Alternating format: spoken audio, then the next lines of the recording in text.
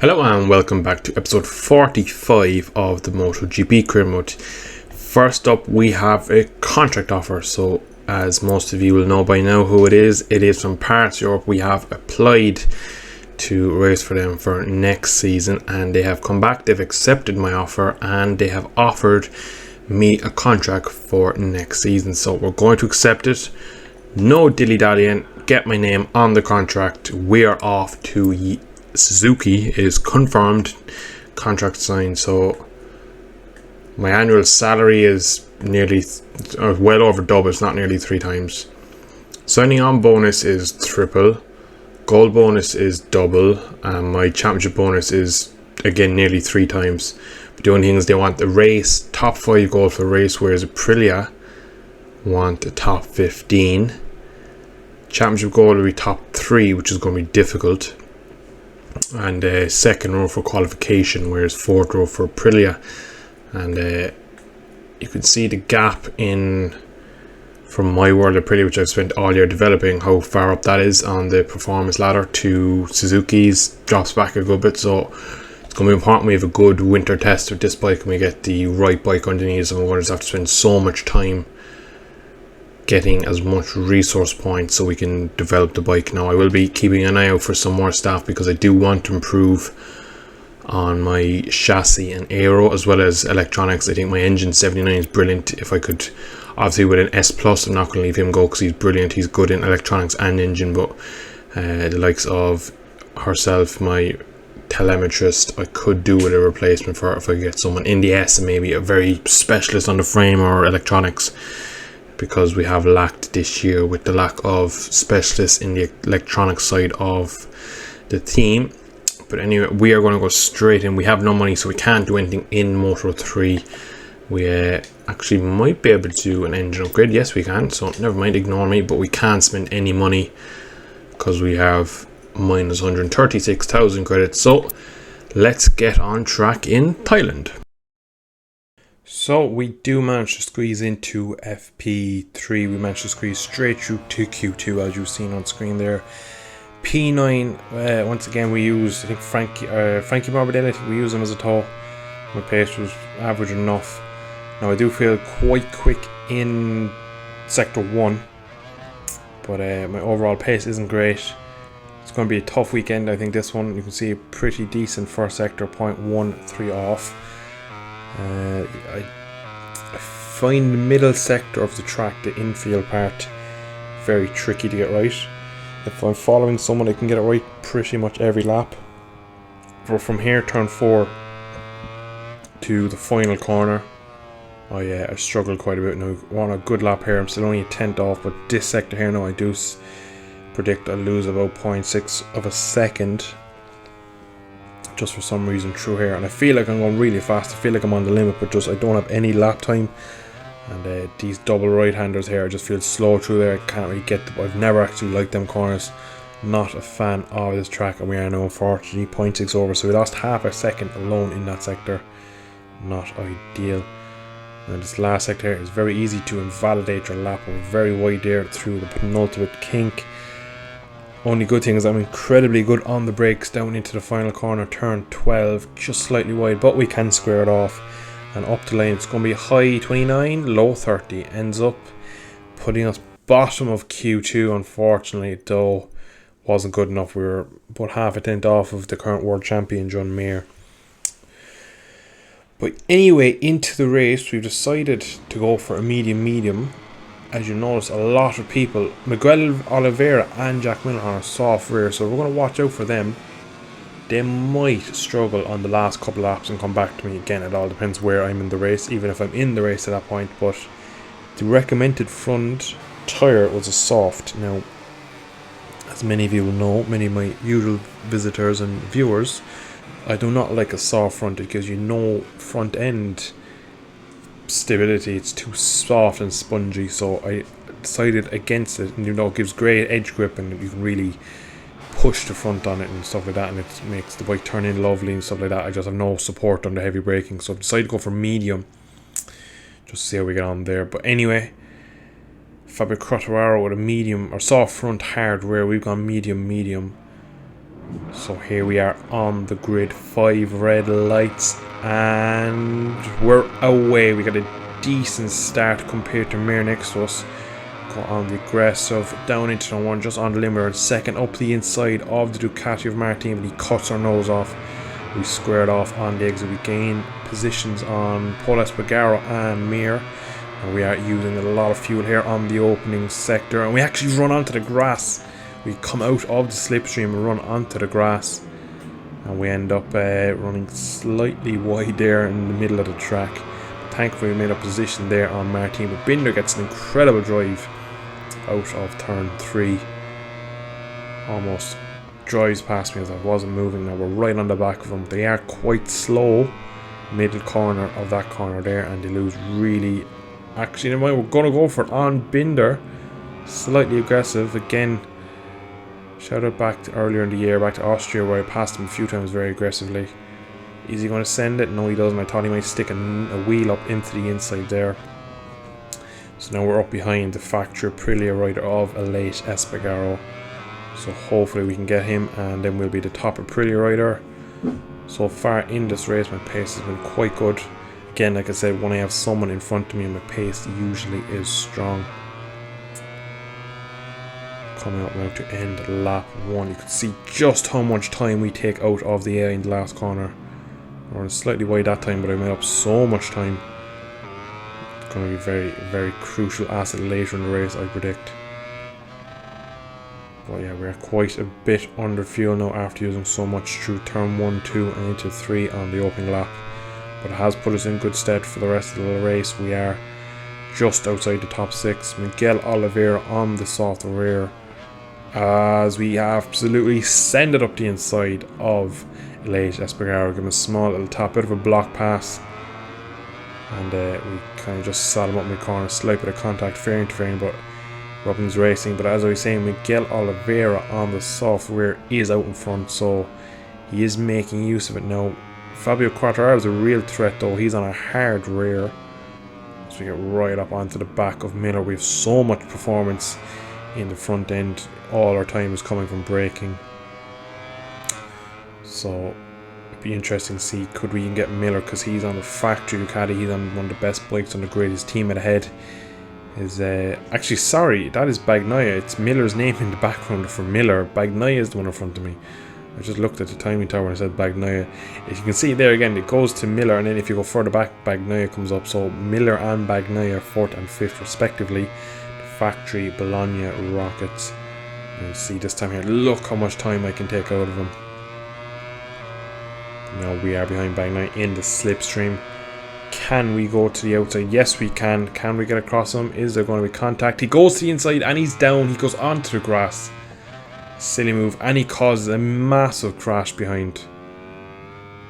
I don't know what he was planning there. He take down 4 or 5 riders there with him. A bit similar to, I'm not sure who it was. I think it was Jorge Martin maybe in the last round in Motegi. He crashed. Someone crashed and took down Reika riders. Unfortunately, no, we have dropped out of the group, which means we will struggle. Jorge Martin is the man behind me now. Probably not going to be able to take a second out of Jack Miller on the brakes into the last corner, especially with a run through that or pour onto the curb. And we do, so it's, yeah, we do take a good chunk of time out of it. We actually got that one wide. We were trying to take too much time, and up to the line at 29.8, so that's quicker even than we went in qualifying. Big stoppy coming down into turn 3 this lap round. Not ideal. And Martin is down now, so everyone who gets up behind me looks to be crashing. With Binder behind me, see can he get me, but I reckon Johan Mir is going to be on the charge. He should have Binder any moment now. We're still struggling, so it's now Miller in 3rd, Miguel and Fabio in 1st and 2nd. Lap 5 now, so maybe the soft rear tyre will start to go off soon, and we'll see Miller and Miguel Oliveira come back to us. Again, getting our 3rd track limits warning. That's not a curb there you want to be riding. Just bouncing the front end off it. But yeah, my pace has been pretty good. Like, you take out the first lap, 29.4, 29.8, 29.3. So all faster than my qualifying lap.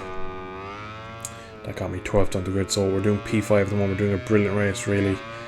Again, that's another track limit on. That's number 4. So one more, and we have a long lap penalty. So we need to be ultra careful in these last 4 laps. The Aprilia snaps hard on the braking that time round.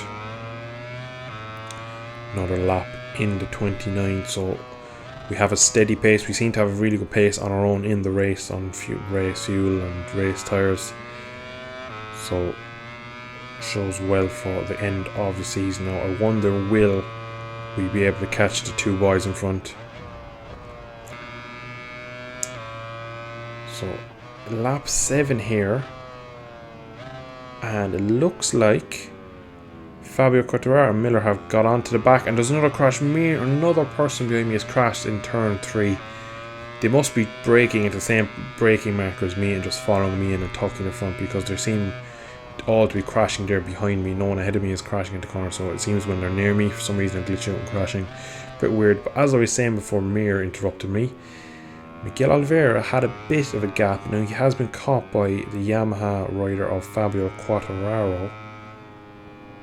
He is on a hard rear, so he won't have any tyre deg issues in this race. Now Miller in third, another crash, yellow flag's been waved. Must be behind because the top 4 aren't in any bothers to themselves. Zarco is just slightly behind Miller, but as I look at it now, they are pretty much in one big group. So I wonder, is Miguel starting to feel some issues with his rear tyre? We're going to push as hard as we can now for the rest of this race, take a bit more risk, just like that. Almost getting our 5th and final track limit zone. That would have been the penalty. But we do unfortunately in that lap drop down into the low 30s, so our pace was probably starting to squander a small bit. And Maverick Vinales has caught us, so we're going to have to use up all additional fuel as well to try and catch up to Miller now and forth. So it does look like maybe the soft tyre of Jack Miller has gone.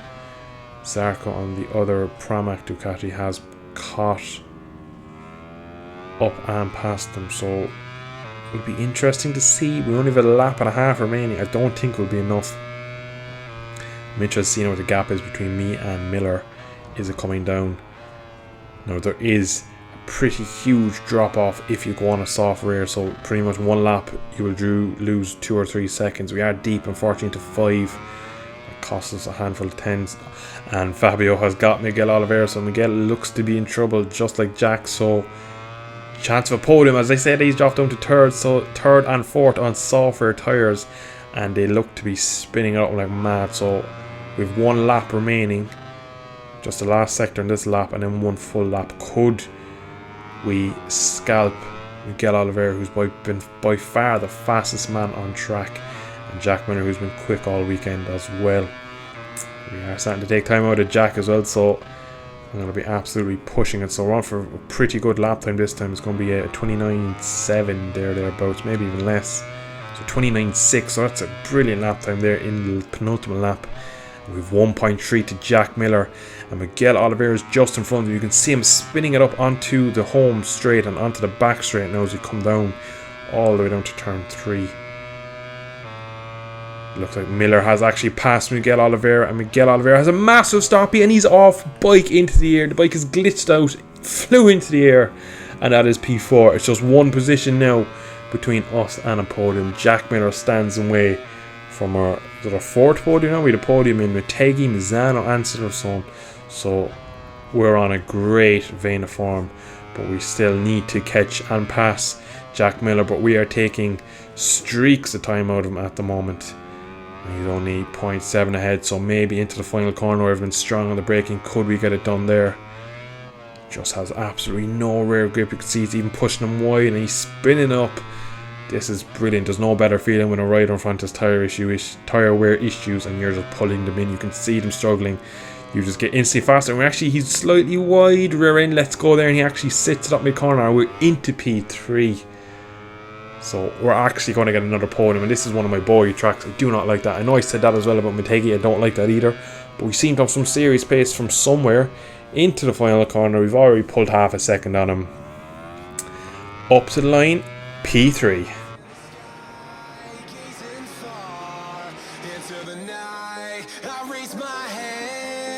To the fire. lie, but it's no use, 'cause you can't stop it from shining through.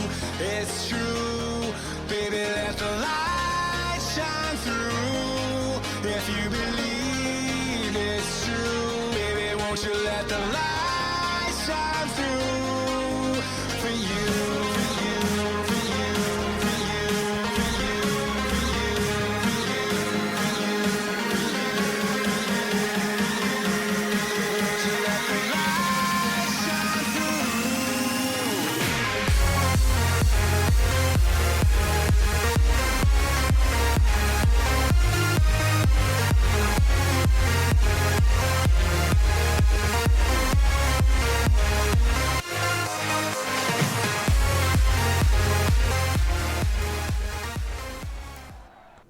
So back-to-back podium. That is 3 on the bounce from Mazzano. We are on a serious vein of form that I really didn't think we had on this Aprilia. So maybe, just maybe, I was the one to jump ship early, because Alex Rins on the Suzuki is in P13. Mir crashed out, finished P20. So yeah, maybe we've made a mistake, and we are up now to P7, so we are splitting to Suzuki's. So I'm starting to get a little bit worried that I might have made a mistake leaving Aprilia so hastily, when I probably could have waited till the end of the year and really made my decision then. But another good bit of news is Manuel Hernandez gets the first podium for my junior team. Louis Robbie coming home in P8, so we had a brilliant round. A podium in GP for myself, podium in Moto3, and a top 10 for my other riders. So I'm going to leave it here for today's episode. I hope you have enjoyed another solid performance for myself. And yeah, we're climbing up the championship slowly but surely now. Unfortunately, we're nowhere near the top, but it'd be nice to finish a bit higher, as we've been pretty quick all year. We just have never been able to show it in the race. So still on the fence whether Aprilia was the right bike to leave or not and go to Suzuki, but we won't know till I test the Suzuki in Sepang at the end of the season. So I do look forward to that. But anyway, I'm going to leave it there. If you liked it, please like. If you didn't, hit the dislike. Subscribe for more content, and I shall see you for a new video in the next coming days. Thanks for watching. Bye bye.